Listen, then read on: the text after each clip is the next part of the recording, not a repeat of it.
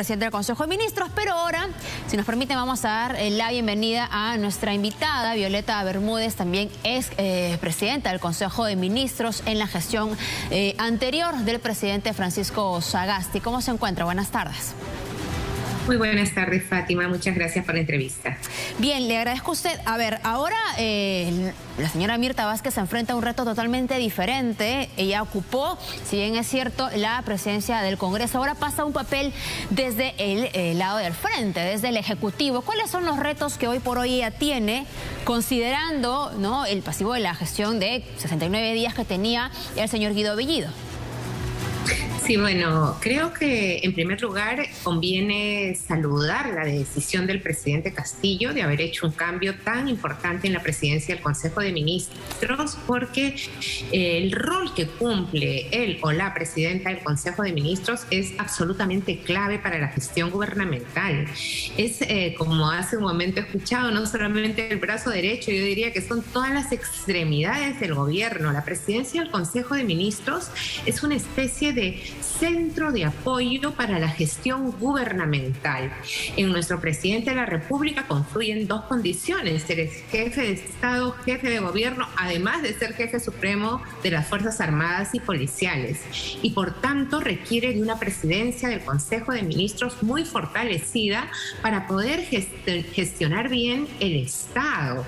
El primer gran desafío que considero tiene la señora Mirta Vázquez es lograr la cohesión del gabinete ministerial. Hemos visto lamentablemente en estos últimos 69 días que han estado a cargo del señor Bellido que no existía una cohesión, un trabajo en equipo que nos pudiera mostrar y dar garantías a toda la ciudadanía de que el gobierno se estaba y se está organizando. Creo que es una oportunidad para la señora Mirta Vázquez el que hoy día lidere el Poder Ejecutivo, que vio, como usted bien ha señalado, desde la acera del frente, pero que conoce porque además ella ha formado parte de múltiples reuniones de trabajo que hemos tenido, por ejemplo, en el marco del Consejo de Estado. Fueron 10 sesiones en las que ella fue también una participante activa y donde pudimos debatir temas de gestión gubernamental. Sí, bueno, y hay otros puntos que serán interesantes saber si los va a tocar o no ante su presentación al Pleno del Congreso. Uno de ellos, y que ha sido una de las banderas de esta gestión y obviamente de Perú Libre, es, por ejemplo, la Asamblea Constituyente, que ha generado también debates, posiciones contrapuestas al interior del Ejecutivo y también miembros de la bancada de Perú Libre. ¿Tiene que mencionarse este tema al momento de pedir el voto de confianza? Pienso que en el momento de que la señora, ahora nuestra señora presidenta del Consejo de Ministros, acuda al Congreso, tiene que plantear con transparencia cuáles son los grandes ejes de gobierno y, por supuesto, como manda la Constitución, la política de gestión gubernamental durante todo el periodo, durante todo el mandato que le corresponde al presidente Castillo. Esto es hasta julio del 2026. Sí. Si esta gestión tiene entre manos proponer una reforma a la Constitución para que se introduzca la figura de la Asamblea Constituyente, que, como bien se sabe, no existe en nuestro sistema constitucional en este momento, tiene que decirse con claridad. Pero yo diría más, no solamente plantear el mecanismo para el debate constitucional, sino plantear cuáles son aquellos contenidos de fondo que se quieren debatir, reformar en el contexto, ya sea de un debate parlamentario sobre algunas reformas constitucionales, o si se quiere dar una mirada integral que nos expliquen las razones y las fundamenten bien, porque en realidad los espacios de debate como el Parlamento son para eso, para plantear propuestas y debatir argumentos. A ver, lo que le estoy entendiendo es de que en todo caso, más habla de hablar de la forma, se hable del fondo al que se quiere finalmente reformar. Es decir, no de una forma tan general, porque simplemente se dice, no, es que esta Constitución no sirve, y se habla de algunos derechos constitucionales que existen allí en la Constitución, pero que lamentablemente quizá lo que se tenga que hacer es más bien una reforma en la gestión. Y ojalá que ese debate, que sí puede servir a la ciudadanía, también se establezca de forma ordenada. Hay otro punto que es interesante y que también estaba tomando con mucha relevancia el señor Guido Bellido, el de la renegociación. Empezó con el tema del gas de camisea y lo puso en agenda, y además el último día de su gestión también señaló, mostró, tuiteó este documento donde el consorcio Camisea estaba prestando su intención de renegociar. Y esto evidentemente en un primer momento llamó la atención de algunos que hablaban de la falta de predictibilidad jurídica para la inversión en nuestro país, y estaban con mucho entusiasmo también viendo otros cuál sería la finalidad o el fin de esta renegociación. ¿Le parece que hay que continuar con este planteamiento? Yo considero que si un tema de política de este gobierno es revisar o conversar sobre la posible renegociación de determinados contratos, todo tiene que hacerse dentro del marco institucional. Evidentemente, cualquier iniciativa de revisión o discusión o intercambio respecto, por ejemplo, del contrato de gas, tiene que salir del propio sector primero.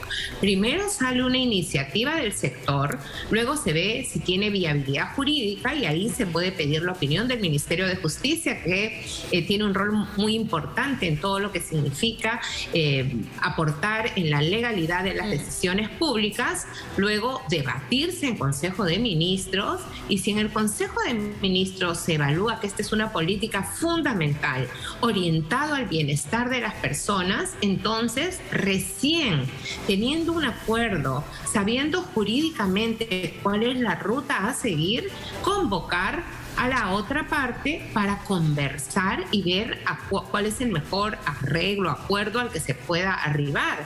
Si hay problemas porque se trata de contratos leyes, habrá que discutir también con el Congreso, de ser necesario, para encontrar salidas viables. Lo peor que podemos hacer es anuncios sin tener un sustento jurídico y sobre todo sin haber hecho el intento siquiera de dialogar con la otra parte. De repente simplemente se trata de llegar a acuerdos sobre aspectos puntuales de cualquier contrato que pueda existir, y no hacer grandes anuncios, y después la población en general, la ciudadanía, nos sentimos un poco desorientados hacia dónde va esto, ¿no? Yo creo que este es un momento para mirar hacia adelante, rectificar aquellos aspectos que se manejaron mal, y un elemento importante, creo que es el momento en que el gobierno liderado por el presidente Castillo se abra a la prensa, a la opinión pública.